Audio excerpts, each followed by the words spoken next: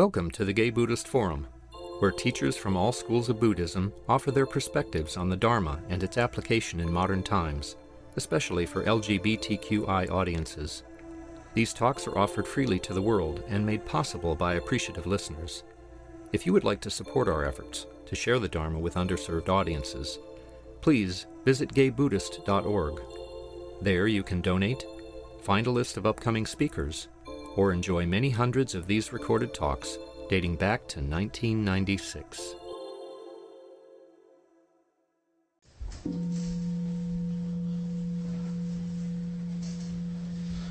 So before I introduce our speaker today, it's our tradition to go around the room and say our names. If I may, I'll begin with Roy. John. Yeah. My name is Michael. I'm Harvey. Jason. Tom. Oh, my name is Harley. Jose. Larry. I'm Richard. I'm Tim. It's David. I'm Michael. Alfredo. I'm Al. Paul. I'm Clint. Jesse. John. My name is Cass.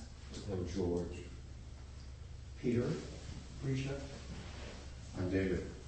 I'm Brad. My name's Tom. I'm Jim. I'm Shantanu. Derek.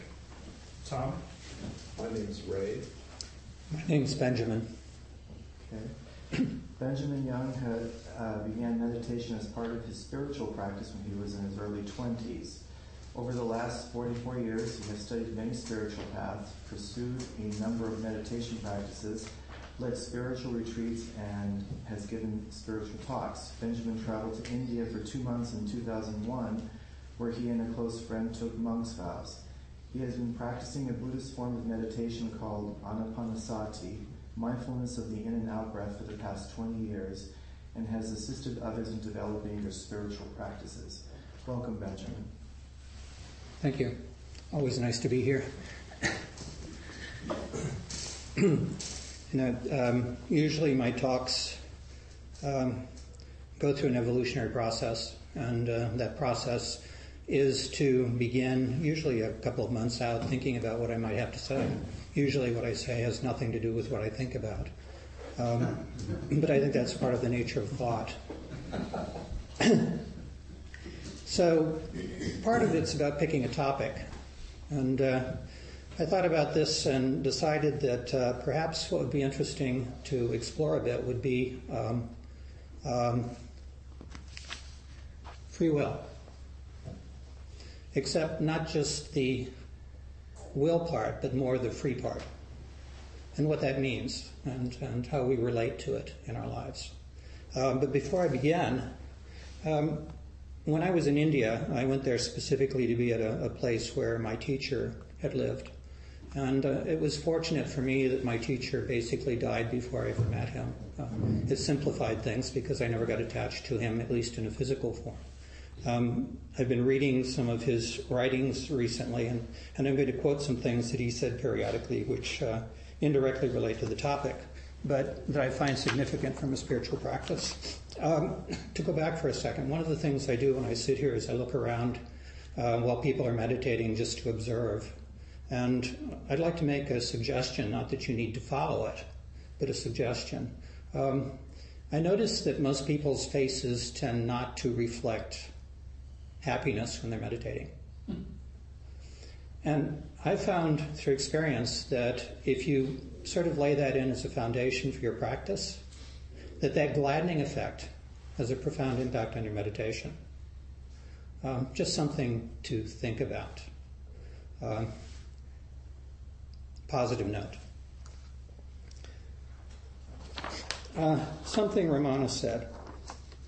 People see the world. The perception implies the experience of a seer in the seen. The objects are alien to the seer. The seer is intimate, being the self. They do not, however, turn their attention to finding out the obvious seer, but run about analyzing the seen. The more the mind expands, the further it goes and renders self-realization more difficult and complicated. The man must directly see the seer, and realize the self. So, and if you have comments while I'm talking, please feel free to contribute. Dialogues are much more interesting than monologues. Can you please reread that? Sure. People see the world. The perception implies the existence of a seer and the seen. The objects are alien to the seer. The seer is intimate, being the self. They do not, however, turn their attention to finding out the obvious seer, but rather about analyzing the seen. The more the mind expands, the further it goes and renders self-realization more difficult and complicated. The man must directly see the seer and realize the seen. Any comments? I have one. The more the mind expands, can you define what expand means in that context? I think he's talking about the more we look outward into the world and accumulate information and events and experiences, that's the expansion process. Okay, because if you expand in a good way, that would make it closer to realization, I would think. Yeah, So that's a different. that's an internal expansion versus an external expansion. And that last sentence said realize the... You mean the man must directly see the seer and realize the self? See the seer.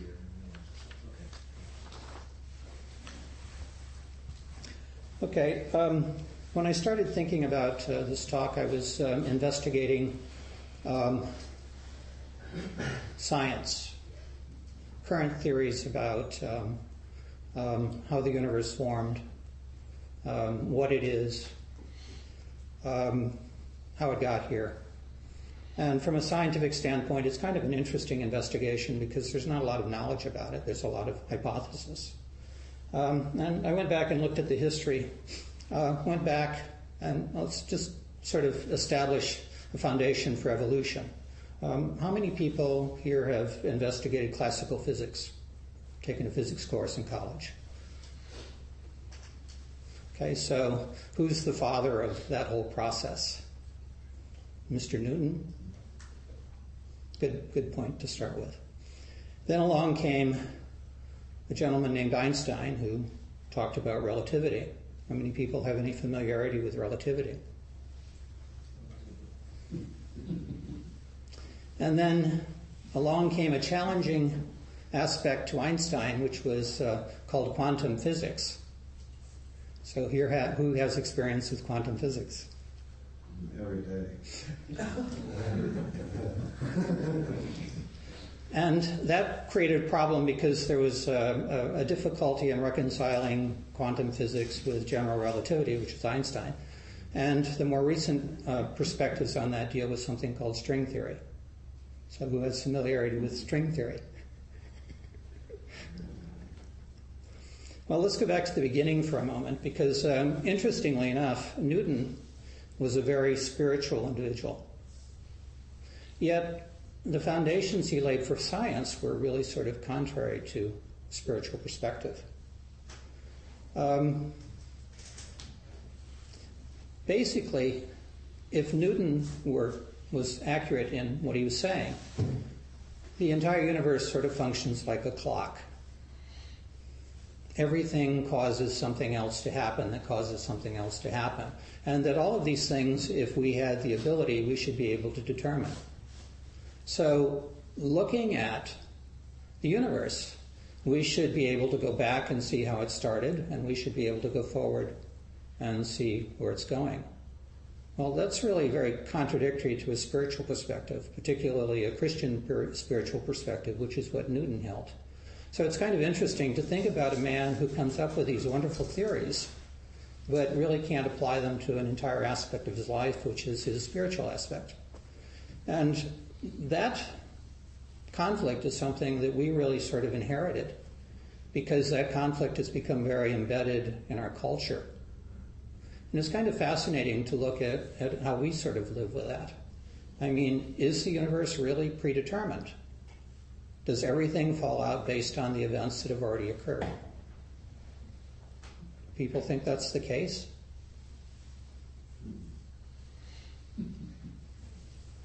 Is there predestination? That's a spiritual aspect. I mean, this really ties deeply in with the whole perspective of free will. When we got into dealing with quantum physics, there was a certain randomness introduced into the process. Everything wasn't necessarily based on absolute, it was based on probability. And probability gives us a little bit of wiggle room. Not a lot, but a little. So how does that impact us? And as our culture changes and as these concepts of science become more embedded, how does that affect our lives? Well, let's go back for a second and take a look at what is free will.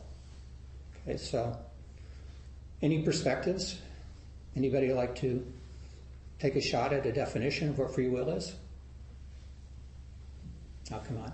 Bold. The ability for self-determination to change the events in the outcomes of your actions. Okay, and it's based on? Free will is based on what? Or you mean what I'm saying is based on what? No, I meant what is free will itself based on? Ability to choose. Yeah. Okay, so... Your internal self being able to think and make decisions.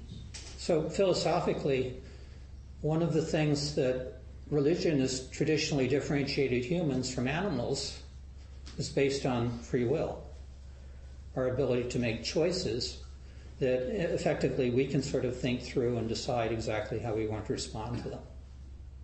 So I dug out a definition because they always sort of give us a foundation.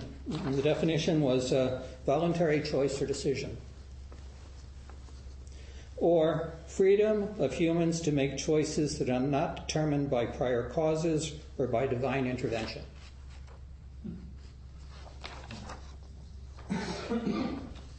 So if one does not believe in God, that makes free will sort of a de facto belief also, I think. Perhaps. Well, yeah, not necessarily. And I think that's really what we want to take a look at today. I mean, that was sort of my goal in the whole process. Because I think that our culture tends to promote the whole idea that we all have free will. And maybe they're just playing us a bit. Maybe there's not as much free as we think there is in free. So, I love stories. And this is kind of long, I apologize for that, but it's entertaining. And this is a true story. This is something that actually happened in the late 60s. And I think it relates directly to free will. It's 1968, and in the Somerset town of Bridgewater, a company called Electron Utilization is facing a crisis. Donald Crowhurst, its owner, is in his mid-30s, married with 4 children. Electron Utilization makes the electronic components for self-steering yacht equipment, and it is heading for the rocks. In the face of all his concerns about bankruptcy and the loss of social standing and damage to his family this would cause, Crowhurst's main form of respite is sailing. Only the previous year, Sir Francis Chichester became a national hero after his solo voyage around the world. This has made single-handed sailing and racing quite fashionable, and the Sunday Times has sponsored a competition, the Golden Globe Race. This is a single-handed yacht race around the world with a prize of £5,000. It seems to Crowhurst this might be the way out of his difficulties. He is a good, although not expert, sailor. If he were to enter the race, he might be able to get some sponsorship, as well as some publicity for his business. If he were to win, or even to finish well up the field, it might be enough to solve his problems. And so Crowhurst purchases a boat that he names Teagemouth Electron, Teagemouth after the port of departure, and Electron after his business. He manages to persuade people to sponsor him and to donate equipment and materials he will need on the voyage. He even acquires a press officer named Rodney Hallworth. The Golden Globe race has no starting line. The winner the winner will be whoever takes the least time in their circumnavigation around Africa, past Australia, around Cape Horn, and back to England. People set out at different times, and whoever has the shortest elapsed time will win. However, there's a deadline by which competitors must start, and Crowhurst has left it late. Right up to the last minute, he is stuffing things into his unfinished boat. Hallworth is busy feeding the press tidbits about how things are going as Crowhurst hurries around saying goodbye to his friends and family. Finally, on October 31st, he waves farewell to his wife and sails off. To begin with, he's very busy getting the boat organized and starting work on the electronic equipment. Tigmoth Electron is a trimaran and should be capable of sailing fast, at least before the wind. However, it quickly becomes clear that because of the rush of meeting the starting deadline, the boat has a number of very worrying faults. Several of the safety features do not work. His self-steering gear is not functional, and some of the hatches are leaking. Then, as he sails south along the coast of Africa, he runs into some violent weather, and in this very first storm, his boat fares badly. But eventually the weather calms, and Crowhurst sits off the coast of Africa contemplating the situation. He's trying to work out the chances of making it all the way around the world in this ill-prepared boat.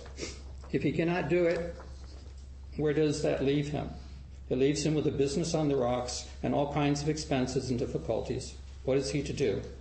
He's not going to gain any publicity by sailing a little way down the coast of Africa and then limping out of the race. Crowhurst begins working on repairs and moves out of the main trade routes to avoid being run down by shipping.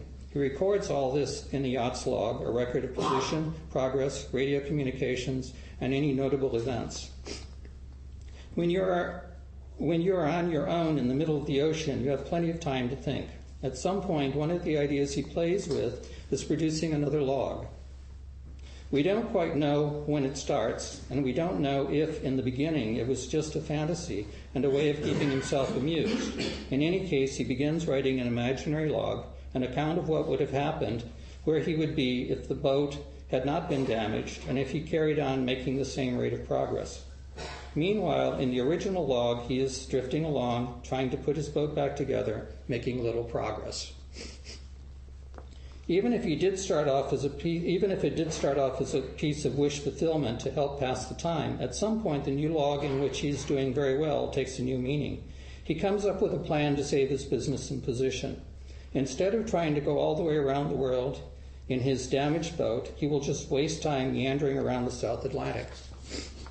Then, when a suitable amount of time has passed, he can reappear in the Western Atlantic, head back to Britain, and come in somewhere down the field in the race. In this way, he will appear to do fairly well, and his press agent can make something of his finishing in a credible position.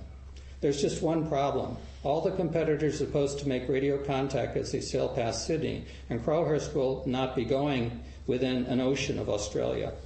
With so much time on his hands, it isn't long before he thinks of a way around this conundrum. If there was something wrong with his power supply, he would be unable to make contact with Sydney. He promptly sent off a message. He is having problems with his generator. People should not expect to hear from him for a long time. He will work on it, and maybe at some point he will be able to repair it, but he's not sure. After sending this message, he has time to kill, and now he's completely isolated. He cannot even use his radio. It is as if he has to die for a few months and then re-emerge into the race at the right moment.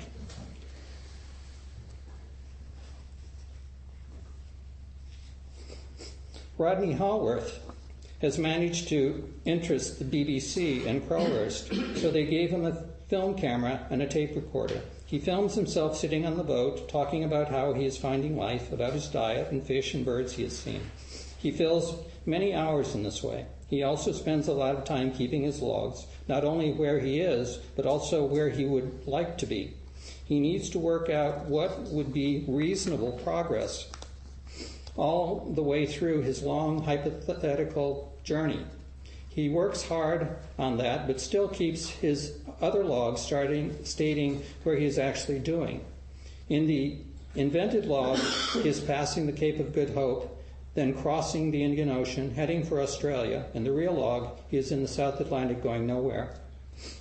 Having committed himself to this deception, he has other worries. His boat has so many leaks and other faults that he can't be sure it will last several months. So he decides that if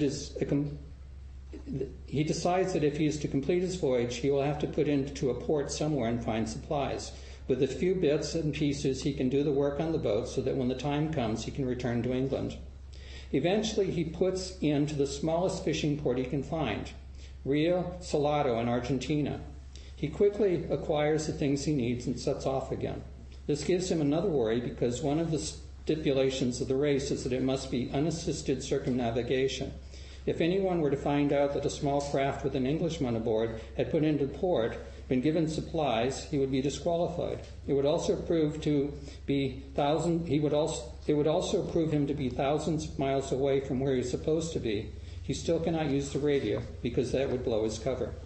But gradually the months pass. He's still in the South Atlantic, but beginning to think about heading back to England. He's not used his radio for 11 weeks. It's time for him to make contact and find out what's happening in the race.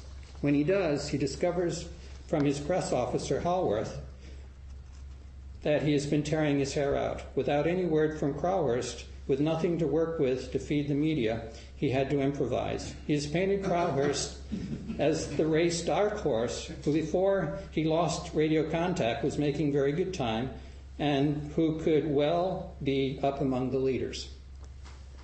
Worryingly for Crowhurst, it transpires that he is among the leaders. The weather, the strain, and the isolation has taken their toll on the other competitors, and out of the starters, there are now only 4 left. In addition to Crowhurst, there is Robin Knox Johnson, ex-Royal Navy, who is back in England, but his elapsed time is quite long. He started off early and went very steadily, and so far is the only person to complete the course. There's another Englishman, a naval officer called Nigel Tetley, who has made quite good time and is now most of the way back to England. Then there is the race leader, a Frenchman, Bernard Montessier. He is a very unusual character, a kind of mystic of the sea. He's not really bothered about winning. He just loves sailing and is fulfilled by being out in the ocean, putting himself against it. Although he's not yet back in Europe, he's well out in front and obviously going to win. And now the dark horse of the race, Donald Crowhurst, has reappeared. He has radioed his position as having rounded Cape Horn, which leaves him about equal second. Montessier is well out in front, then Tetley, more or less neck and neck with Crowhurst, and lastly Knox Johnson back home in England, but whose time is the slowest by far. When Crowhurst receives a cable from Hallworth and learns all this news, he has some thinking to do. He reflects on the fact that he is going to come in second or third. This might be more publicity than he wants. If he ends up amongst the top finishers, people will be interested in his achievement. Then the log of his imaginary circumnavigation will really have to stand up to scrutiny. He decides to take his time heading home because third place would be less high profile. He sails back towards England at a leisurely pace, keeping in radio contact as he goes. Sometimes in life it seems as if the fates are against us. When Crowhurst loiters in the Atlantic, there are other forces at play. When Crowhurst next makes contact with England, he hears dramatic news. Montessier has decided not to return to Europe. His love of sailing is so deep that he doesn't care about the Golden Globe race and prize money or fame. His enjoyment of single-handedly sailing around the world is so great that he decides to set out on another circuit. Hallworth is naturally gleeful, but Crowhurst, though having to appear jubilant, is far from delighted. This development leaves him in second place. His only solace is that he is not first. If he were to win, he would be the center of attention, and the records of his journey would be keenly inspected. That wasn't what he had set out to do. He just wanted to come in somewhere down the field to gain a little publicity so that he could avoid bankruptcy and keep his kids at school. He sails anxiously on towards England, brooding on what to do. It seems that Nigel Tetley, the English naval officer who is now about equal first with Crowhurst, has also been doing some reflections. He has been heading for home, knowing that there was no way he could beat Montessier, but thinking he was assured of second place, being well ahead of Knox Johnson time, all of a sudden out of nowhere, this weekend sailor, Donald Crowhurst, has appeared. When Montesquieu sails out of the race, he and Crowhurst are neck and neck for the first prize. His naval pride is at stake, and he determines to do his best to ensure that he comes in first. Urged on by his supporters, he presses on as fast as he possibly can. He keeps pushing his boat to its limits to beat Crowhurst, even when he runs into a storm near the Azores. As a result, on May 2nd, 1969, Nigel Tetley is winched out of the Atlantic into a helicopter. The remains of his boat are little more than driftwood, and he is out of the race. This leaves Donald Crowhurst sailing back to Teignmouth to a hero's welcome. A naval minesweeper will escort him into port, past a banner reading, "Teignmouth welcomes Crowhurst," with media helicopters overhead. As he lands, he will be met by the chairman of Teignmouth Council to receive a formal welcome. The Sunday Times will provide a car to drive him to London for a press conference, reception, and banquet. He will be a guest of honor seated next to Sir Francis Chichester. The two of them will be able to swap their experiences of going around Cape Horn. Crowhurst's heart sinks. He is still keeping his 2 logs. He's been sailing with nowhere to go, and he's been on his own for so long. He calls his wife on the radio and asks, "Are you all right at home? Are you sure you can cope with all the difficulties?" His proud wife reassures him that she is coping and that he need not think of pulling out of the race on her account. What is he to do? He can't go back to England and sail into Teignmouth with the cheering crowds and reception committees and the media. He can't go to London to talk to Sir Francis Chichester about a trip around Cape Horn. But what other alternatives does he have? There's the business and his wife, children, Hallworth, all these people. Whichever of his logs he reads places him in the same impossible position. Under the weight of this intolerable situation, Donald Crowhurst begins to disintegrate. He is keeping a diary, and at this point he starts to record what he believes are new truths. The tone of the diary keeps tracking between depression and elated understandings about Einstein, God, and the nature of the universe. Out of these increasingly wild swings, Crowhurst comes to believe that the truth of his voyage is that he has been playing a game of chess. His opponent in the game has been God, or perhaps the devil, and now his position is desperate. In fact, there doesn't seem to be any way out. It's time to resign the game. 10 days pass with no further communication from Crowhurst. On July 11th, 1969, nearly 8.5 months after its departure, Teignmouth Electron is found by a British freighter still heading towards England, but Donald Crowhurst is no longer on board. There is no sign of him anywhere.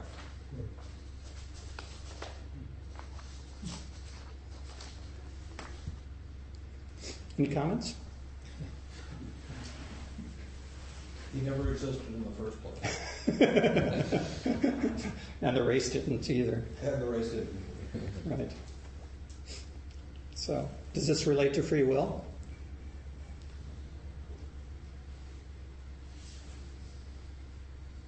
I mean, he was making choices.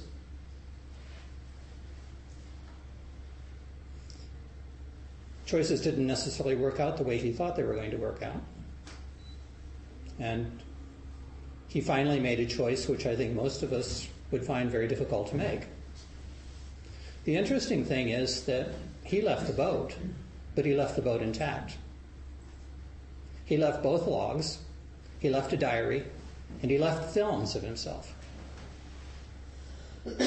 Why would he do that? Depression. Meaning? He killed himself. I mean, he jumped overboard or whatever. I mean, possibly. Why wasn't he concerned about what people would see?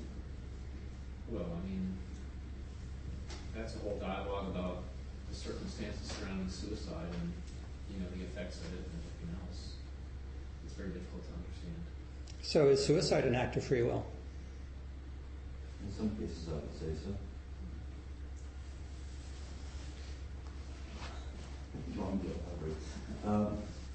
Yeah, I mean, he had choices, and he chose one of those options. I mean, all the choices were terrible choices, but you still have free will in choosing whichever choice you want to take. Okay? But again, the question is state of mind too. I mean, if that isolation and guilt drove him into a psychotic state, then are his choices free will, or are they just a form of insanity? So Well, I think a lot of people would say that that's the way we all live our lives, in a state of insanity. well, okay. I wouldn't agree with that. What would happen to his family? Well, I mean, you can go do research on him. His life is documented. I didn't do a lot of research on his family, but I verified the story was so much true. for his family. All of a sudden, I'm out of here.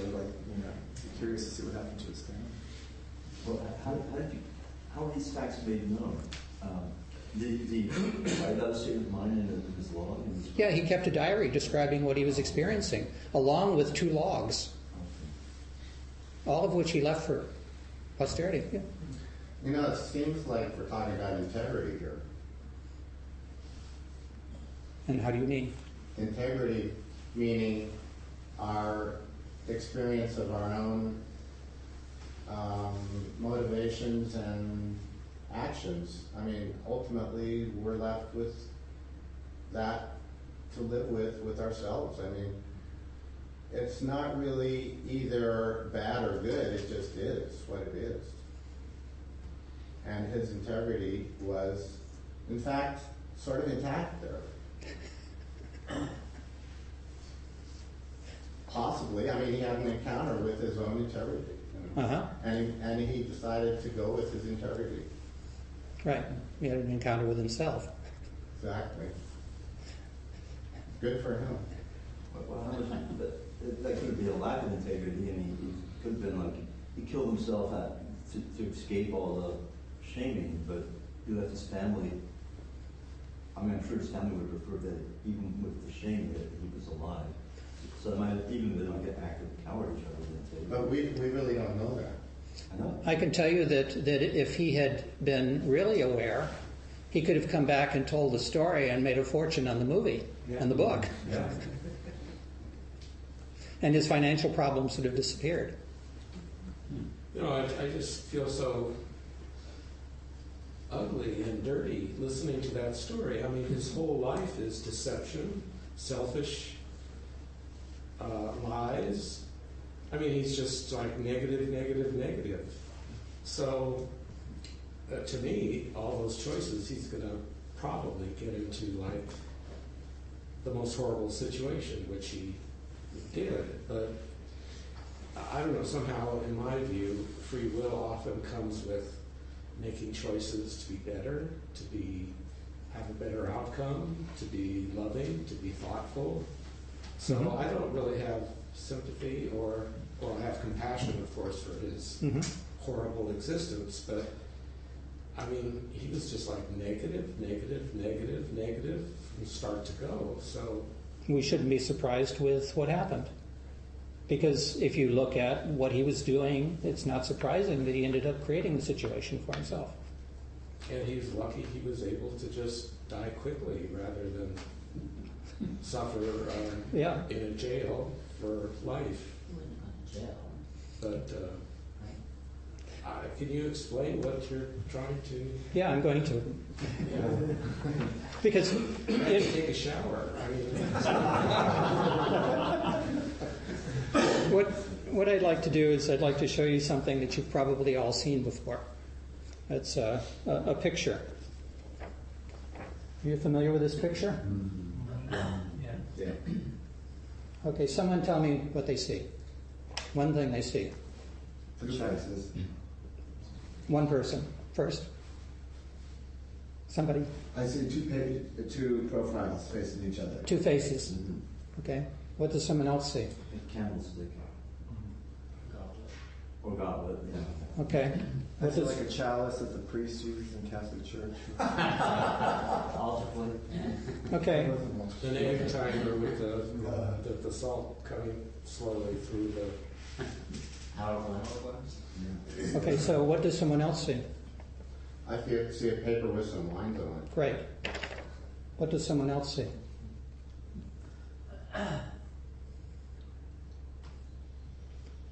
How would you ideally describe this to someone? The trick question.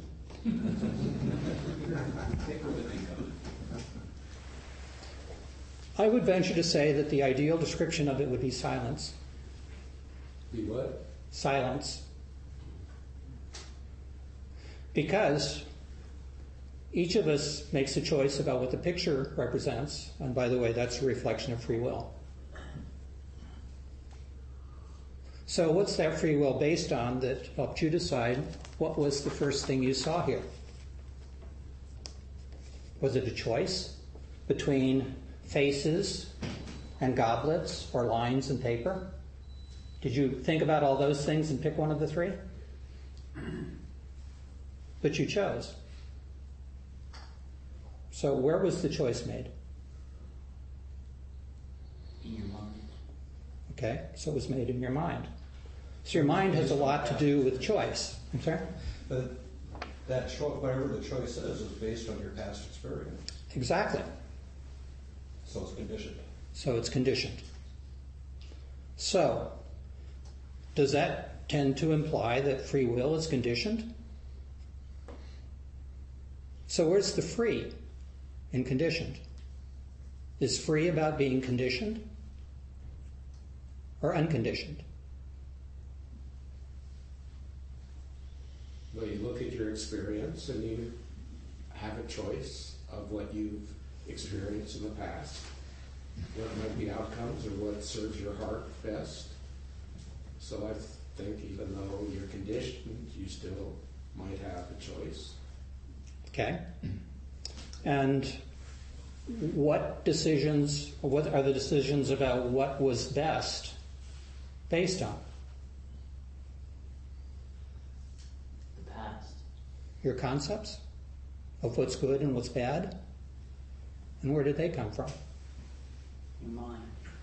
And how did they get into your mind? Experience. We learned those.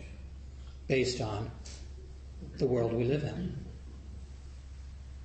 Based on the individuals we come in contact with. Based on the types of things we encounter in the world. But there are instances of people going against a different condition and making a choice that way. So, I mean, Probably with some of that. well, I mean, like classic, story is Huckleberry Finn. Slavery, this institution of slavery is considered an okay thing, and he went against that and did what he thought he knew was, as a society, was an illegal and immoral act, but he did it anyway because he had a different consciousness about that. I understand, but the reality is that it's still based on his conditioning. Even a decision that we make which seems to be opposed to what we think is right is still based on the way we're conditioned. It's not that we suddenly make a choice that says, I'm going to do something that is totally contrary to everything that I am, and there's no way of doing that because it's always based on who we are, even if it appears to be contradictory. How about a situation someone doesn't know whether to do A or B, and they say, okay, I'm going to flip a coin. A, I do, and B, I don't. The choice has been yielded to statistics in a sense. But you made the choice. But the outcome, You still made the choice of how you were going to arrive at the solution. So what's the theme of this talk? So how do we deal with this? I mean, how do we deal with this from a spiritual perspective? Well, it seems like it comes back to the seer and knowing how you're conditioned and recognizing that your choices are conditioned, and whatever freedom there is in that awareness. Right. It's in the awareness. So we can sort of begin to view the world as having two aspects. We can view it as being conditioned, or we can view it as being absolute. Conditioned and absolute can simultaneously exist. So, in a meditative practice, what are we attempting to accomplish? We know what we're doing in the world. We're functioning in a conditioned environment where decisions are based on the experiences that we have.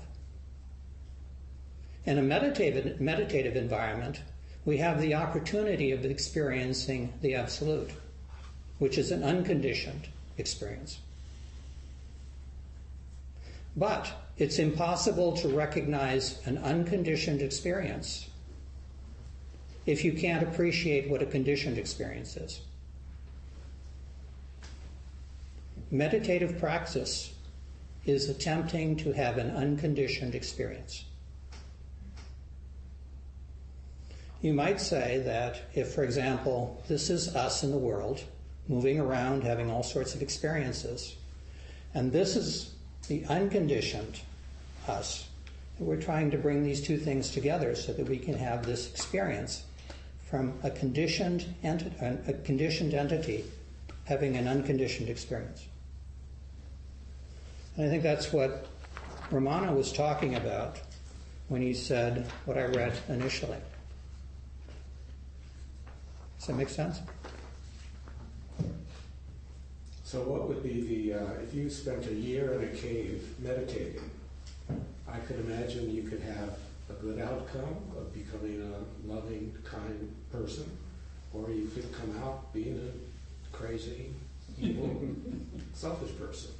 Yeah, and basically you're talking about conditioned experiences, and certainly you can have any of those. Now, there's just because an individual is capable of having an unconditioned experience doesn't necessarily mean that all of a sudden the conditioned ones are going to be positive. You know, our conditioned experiences are based on a history, and they're not easily changed. And as long as we abide or understand or believe that we are those unconditioned experiences, or at least the manifestation of those unconditioned experiences, we have no free will. And the interesting thing about it is, in an unconditioned experience, free will is irrelevant. Because there's never a need for choice.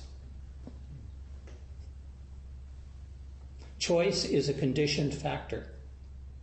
An unconditioned world, an unconditioned experience does not require choice. Because there's no me to choose.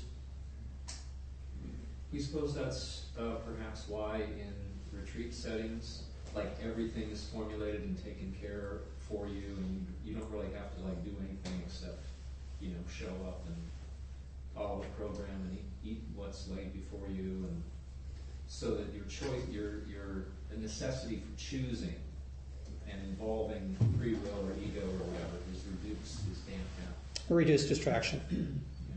Yeah, exactly. That's part of it. The other part is, why do we have processes that we go through in developing a spiritual practice, in developing meditation? What are they designed for? They're designed to bring some quietness to the mental activities which basically form the foundations for the conditioned responses we have. Like all the ritual in Zen, how you enter, how you do it. I mean, once you have it down, once it becomes a pattern that you just follow, you know, it sort of takes the mind, takes your mind away from it. Right. It's like, you know, going to Catholic Church. Stand up, sit down, say this, say that. You know, it becomes a ritual that you just follow. And it can quiet the mind. Yeah, and the unfortunate part is that it can go two ways. You know, in one sense, if you really become involved with a ritual, then what it does is it takes you to a very good place repeatedly. If you don't ever become involved in it, then what happens is you just mentally wander off and do whatever your mind's going to do while it's going on, and you don't pay any attention to the whole process. You know, the ritual isn't there to be understood. It's to produce specific mental states that are important to us in our practice. Yes? It's my understanding that what you're talking about is the Western sense of progress versus the Eastern sense of irrelevance. Progress is irrelevant. I mean, in Western thought, there's a beginning, middle, and end. There's progress from, working towards goals. In Eastern thought, it's just being, and it's all the same. Yeah, I think the problem is... Maybe your whole discussion here is a Western concept of meditation, which the Eastern thought thinkers might think is bullshit. Well, yeah, I don't have a problem with conditioning. I don't have a problem with, that being part of my life. I think the difficulty is that we tend to get stuck in a conditioned view and never recognize that there is a possibility of an unconditioned view. We don't even acknowledge it in our culture frequently. And I'm just suggesting that it can be useful to recognize exactly what drives our lives and that there are aspects of it that we can explore, the unconditioned aspect. And that's what spiritual practice is generally about, looking into that unconditioned aspect. The unconditioned is associated with absolute. Absolute means no change. Conditioned means change. If you look at the scientific history I gave, it's gone through change, and it reflects change. One of the greatest mysteries to science right now? Nobody can explain what time is. We all experience it, but nobody knows what it is. There is no scientific way of describing it other than saying that it's a reflection of entropy. Things continually moving to a lower energy state. That's not very meaningful to me when I relate it to my day-to-day experiences. When Newton did this wonderful formulation of these equations, time was irrelevant because the equations work going back and forward just as well. They're valid in both directions. Speaking of time, we have to wrap up. Any last minute or any last thing you'd like to read? Or? Yeah, I have one thing I'll read to you. Thank you. Every kind of path except self-inquiry presupposes the retention of the mind as the instrument for following it, and cannot be followed without the mind. The ego may take different and more subtle forms at different stages of one's practice, but it is never destroyed. The attempt to destroy the ego or the mind by methods other than self-inquiry is like a thief turning policeman to catch the thief that it is itself. Self-inquiry alone can reveal the truth that neither the ego nor the mind really exists, enable one to realize the pure, undifferentiated being of the self or absolute. And by self-inquiry, you talk about meditation. Yeah, I'm talking about generally all forms of meditation are self-inquiry. Ramana did one called the Who Am I Asking? And that's an exploration of that particular question. Well, thank you, Benjamin. Appreciate your talk. Thank you. I always enjoy it. Always remember that, I'm just giving you a bunch of words. Take out of it what's useful and let go of what isn't. Thank you. Okay, so our speaker next week, June 12th, is Tom Moon. Tom has been a practitioner of Vipassana meditation for 15 years, and his spiritual home is Spirit Rock. He's a psychologist in San Francisco, working primarily with gay men. His chief commitment is in exploring the interface between Buddhist practice and psychotherapy. So he'll be there next week. So before we go into other announcements, I just want to remind you of Dana, which is the Pali word for giving, generosity.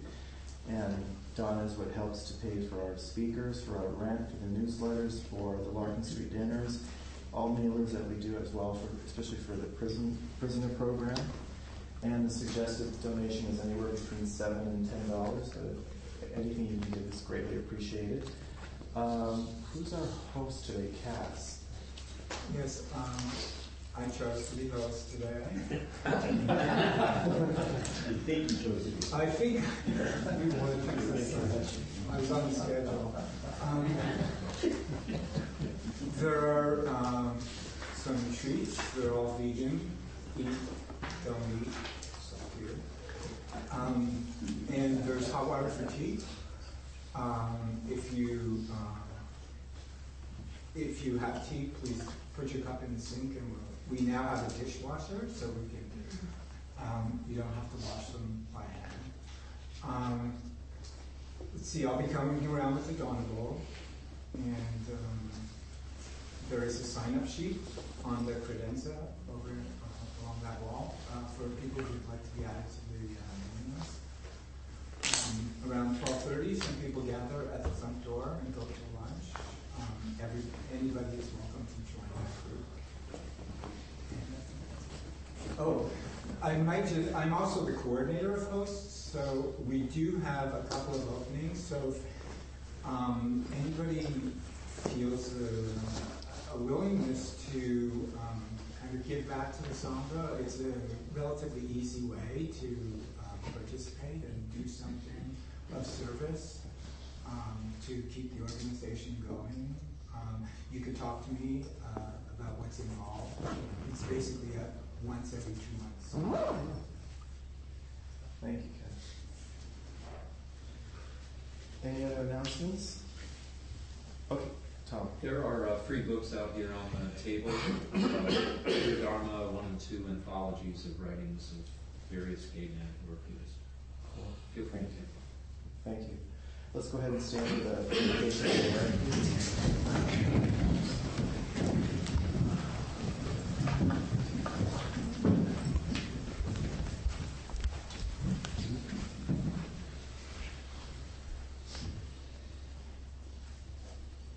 By the power and truth of this practice, may all beings have happiness and the causes of happiness. May all be free from sorrow and the causes of sorrow.